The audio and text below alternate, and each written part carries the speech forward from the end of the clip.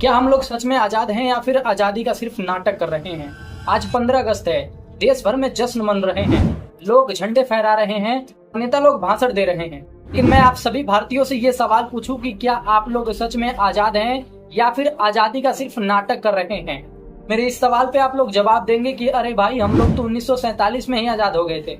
सच्चाई भी यही है कि 1947 में हम लोग अंग्रेजों से तो आजाद हो गए थे, लेकिन सवाल ये है कि अंग्रेजों की वो सिस्टम और आज की इतनी घटिया सिस्टम से आखिर हम लोग कब आजाद होंगे?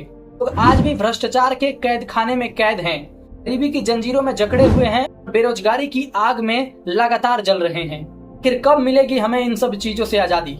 बच्चों के स्कूल में छत टपक रहे हैं तो कहीं छत गिर जा रहे हैं, अस्पताल में बेड नहीं मिल रहा है, दवाई नहीं मिल रहा है, सही से इलाज नहीं हो पा रहा है, ऑक्सीजन नहीं मिल पा रहा है।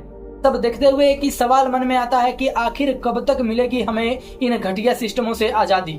और इतना ही नहीं, किसानों के अपने फसल के दाम नहीं मिल पा रहे हैं, जिसके कारण वो आत्महत्या कर रहे हैं। रेलवे में सीट नहीं मिल पा रही है, भर भर के लोग लैट्रिन बाथरूम में भर भर के सफर कर रहे हैं। युवाओं को रोजगार नहीं मिल रहा है और जो सवाल उठा रहा है इन सब चीजों पे, जेल में कैद कर दिया जा रहा है। सवाल अब भी यही है कि आखिर कब मिलेगी हमें इन तानाशाही से आजादी? हमारे देश में सरकार बदलती है लेकिन हालात नहीं बदलते हैं।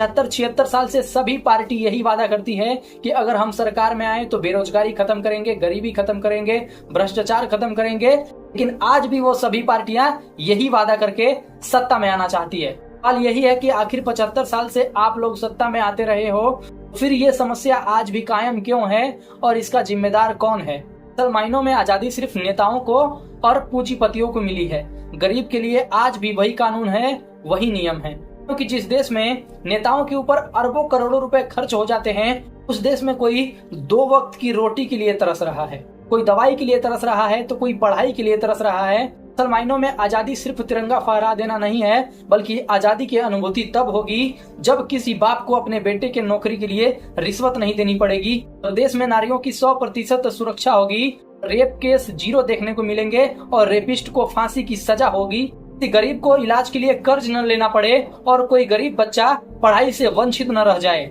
और हमारे देश का किसान कर्ज से हार कर आत्महत्या करना बंद कर दे। तब हमें स्वतंत्रता दिवस मनाने में असल मायनों में गर्व महसूस होगा। मैं भारत के सभी लोगों से यही कहना चाहता हूं अंत में कि असल में अगर आजादी की जश्न मनानी है, नेताओं के तलवे चाटना बंद कर दीजिए और अन्याय के खिलाफ, भ्रष्टाचार के खिलाफ आवाज उठाना शुरू कर दीजिए। जिन्हें आप अपना कीमती मतदान दे रहे हैं, उनसे अपने रोड, मकान और पढ़ाई, बिजली, टैक्स के लिए सवाल पूछना शुरू कर दीजिए। क्योंकि देश को सुधारना है तो सत्ता में बैठे लोगों से सवाल पूछना पड़ेगा। कि असल आजादी डर के खिलाफ, अन्याय के खिलाफ आवाज उठाना और मजबूती के साथ खड़ा रहना है। जय हिंद।